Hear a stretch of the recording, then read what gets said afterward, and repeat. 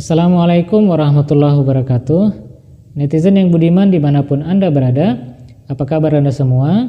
Semoga ada dalam keadaan sehat walafiat, dalam lindungan dan kasih sayang Allah Subhanahu wa Ta'ala.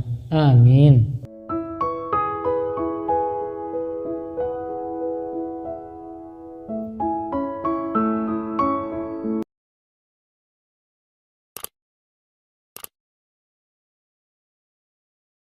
Intisari daripada sholat-sholat yang kita lakukan, apakah itu sholat fardu 5 waktu ataukah sholat-sholat sunnah, yaitu sebagai sarana kita menjalin hubungan dengan Allah Ta'ala, sebagai sarana kita mendekatkan diri dengan Allah Ta'ala, sebagai sarana kita memohon petunjuk Allah Ta'ala, memohon keriduannya dan juga memohon ampunannya. Sholat fardu 5 waktu memiliki keunggulan dibandingkan dengan sholat-sholat sunnah lainnya, disebabkan kedudukannya yang wajib dilaksanakan oleh setiap muslim. Namun, walaupun demikian, kedudukan daripada sholat-sholat sunnah juga tidak kalah pentingnya. Sebab, ketika kita melaksanakan sholat-sholat sunnah, maka hal itu akan menambah nilai kesempurnaan daripada sholat wajib yang telah kita laksanakan. Jadi, ketika kita sudah melaksanakan sholat 5 waktu, memang kita sudah terbebas dari kewajiban kita, tetapi untuk menyempurnakan nilainya, untuk menutupi kekurangan-kekurangan yang ada misalnya, maka dibutuhkanlah sholat-sholat sunnah.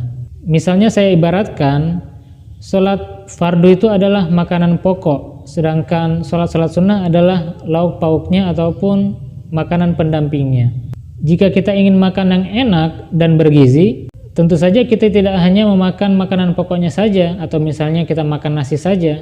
Tetapi jika kita ingin makan yang enak dan juga bergizi, tentu saja selain ada nasi, makanan pokok, juga didampingi, disertai dengan makanan-makanan pendamping ataupun lauk pauknya. Nah, begitu juga dengan sholat yang kita lakukan. Bukan hanya sekedar kita melaksanakan kewajiban kita dalam melaksanakan sholat fardu 5 waktu, tetapi untuk menyempurnakan kualitas keruhanian, maka sangat baik kita melaksanakan sholat-sholat sunnah. Jadi lebih baik kita buang jauh-jauh definisi sholat sunnah, yaitu jika dikerjakan dapat pahala, jika ditinggalkan tidak apa-apa. Jadi lebih baik kita berpegangan bahwasanya sholat-sholat sunnah yang kita lakukan, hal itu akan menambah nilai daripada sholat wajib yang kita lakukan, ataupun menutupi kekurangan jika kita melaksanakan sholat wajib itu memiliki kekurangan. Nah, di video kali ini saya akan menyampaikan beberapa keistimewaan ataupun keunggulan daripada sholat tahajud. Keunggulan yang pertama yaitu dengan kita dakwam melaksanakan sholat tahajud, maka diri kita akan mampu menguasai diri, menguasai ucapan, menguasai pikiran kita. Nah, jadi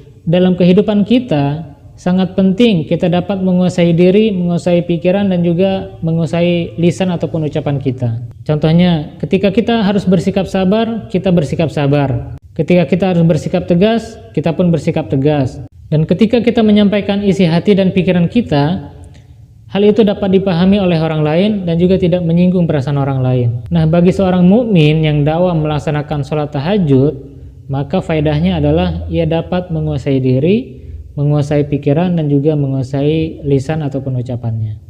Inna nasyi'atal laili hiya asyaddu wata'aw wa aqwamu qila. Sesungguhnya bangun di waktu malam untuk sholat adalah lebih kuat untuk menguasai diri dan lebih ampuh untuk berbicara. Kemudian keunggulan ataupun keistimewaan yang kedua daripada sholat tahajud yaitu sebagai ciri khas utama dari seorang muttaqi. Jadi ciri khas utama seorang muttaqi yaitu dawam ataupun gemar melaksanakan sholat tahajud. Ia menggunakan waktu malamnya hanya sedikit untuk beristirahat, tetapi ia menggunakan sepertiga malam terakhirnya untuk berkhalwat dengan Allah Ta'ala, menikmati hubungan yang khas dengan Allah Ta'ala dengan melaksanakan sholat tahajud. Innal muttaqina fi jannatin wa uyun akhidhina ma atahum rabbuhum innahum kanu qabla dhalika muhsinin kanu qalilan minal layli ma yahja'un wa bil asharihum yastaghfirun. Sesungguhnya orang-orang yang bertakwa akan berada di tengah-tengah kebun dan mata air. Mereka mengambil apa yang akan dianugerahkan kepada mereka oleh Tuhan mereka Sesungguhnya mereka sebelum ini berbuat kebajikan. Mereka sedikit sekali tidur di waktu malam, dan di waktu subuh mereka memohon ampunannya. Kemudian keistimewaan yang ketiga daripada salat tahajud yaitu bagi orang mukmin yang dawam ataupun gemar melaksanakan salat tahajud, maka ia akan memperoleh derajat yang terpuji. Dalam kesunyian malam, dalam keheningan malam, seorang mukmin yang sejati akan bangun untuk melaksanakan salat tahajud, bersujud di hadapan sang Khaliknya, menikmati hubungan yang khas dengan Allah Ta'ala, berkhalwat dengan Allah Ta'ala, memohon karunia-Nya. Wa minal laili fatahajjad bihi nafilatan lak asa ayyab'asaka rabbuka maqaman mahmuda. Dan pada sebagian malam, maka tahajudlah engkau dengan membacanya, suatu ibadah tambahan bagi engkau. Semoga Tuhan engkau akan mengangkat engkau ke derajat yang terpuji. Kemudian yang keempat, orang mukmin yang dawam melaksanakan salat tahajud, maka ia akan memperoleh keselamatan hidup. Seorang mukmin yang gemar melaksanakan salat tahajud, maka Allah Ta'ala tidak akan segan untuk menjadikannya sebagai hambanya yang sejati, sehingga Allah Ta'ala pun akan mengaruniakan keselamatan dalam kehidupannya. وَعِبَادُ الرَّحْمَنِ الَّذِينَ يَمْشُونَ عَلَى الْأَرْضِ هَوْنًا وَإِذَا خَاطَبَهُمُ الْجَاهِلُونَ قَالُوا سَلَامًا وَالَّذِينَ يَبِيتُونَ لِرَبِّهِمْ سُجَّدًا وَقِيَامًا. Dan hamba-hamba sejati Tuhan yang Rahman ialah mereka yang berjalan di muka bumi dengan merendahkan diri. Dan apabila orang-orang jahil menegur mereka, mereka mengucapkan salam. Dan orang-orang yang mempergunakan malam untuk bersujud dan berdiri di hadapan Tuhan mereka.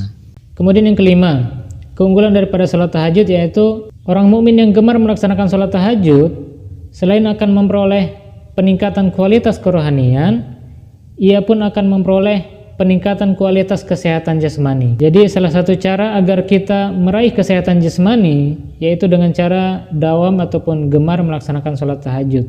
Salman Al-Farsi berkata, Rasulullah Shallallahu Alaihi Wasallam bersabda, dirikanlah salat malam, karena sesungguhnya salat malam itu adalah kebiasaan orang-orang soleh sebelum kamu. Salat malam dapat mendekatkan kamu kepada Tuhanmu. Salat malam adalah sebagai penebus perbuatan buruk, mencegah berbuat dosa, dan menghindarkan diri dari penyakit yang menyerang tubuh. Hadis riwayat Ahmad. Kemudian keistimewaan yang keenam, bagi seorang mukmin yang dawam melaksanakan salat tahajud, maka Allah Ta'ala akan melimpahkan rahmatnya, melimpahkan kasih sayangnya. Jadi jika kita ingin disayang oleh Allah Ta'ala, maka dawamlah melaksanakan salat tahajud. Abu Hurairah berkata bahwa Rasulullah Shallallahu Alaihi Wasallam bersabda, semoga Allah merahmati laki-laki yang bangun malam, lalu melaksanakan sholat dan membangunkan istrinya. Jika sang istri menolak, ia memercikkan air di wajahnya. Juga merahmati perempuan yang bangun malam, lalu sholat dan membangunkan suaminya. Jika sang suami menolak, ia memercikkan air di wajahnya. Hadis riwayat Abu Daud. Dengan keistimewaan-keistimewaan ataupun keunggulan-keunggulan daripada salat tahajud yang sudah saya sampaikan tadi, oleh karena itu marilah kita menguatkan keimanan kita, menguatkan fisik kita untuk selalu dawam ataupun selalu gemar melaksanakan salat tahajud setiap malamnya. Kita usahakan untuk bangun di sepertiga malam yang terakhir untuk berkhalwat dengan Allah Ta'ala, menikmati keheningan malam, menikmati kasih sayang Allah Ta'ala, bersujud di hadapan Allah Ta'ala. Di saat orang lain banyak yang terbuai dalam tidurnya, marilah kita terbuai dengan kasih sayang Allah Ta'ala dalam melaksanakan sholat tahajud. Demikianlah yang dapat saya sampaikan, mudah-mudahan dapat dipahami dan dapat kita amalkan dalam kehidupan kita sehari-hari. Jika Anda menyukai video seperti ini, dan jika dirasa channel ini bermanfaat, kami sangat mengharapkan dukungan Anda semua dengan memberikan like dan juga subscribe, dan juga silakan di-share ke semua media sosial yang Anda miliki. Jika ada hal-hal yang ingin disampaikan, silahkan tulis di kolom komentar. Saya Ahmad Nurudin Deng Patapa, mohon pamit undur diri. Love for all, hatred for none. Wassalamualaikum warahmatullahi wabarakatuh.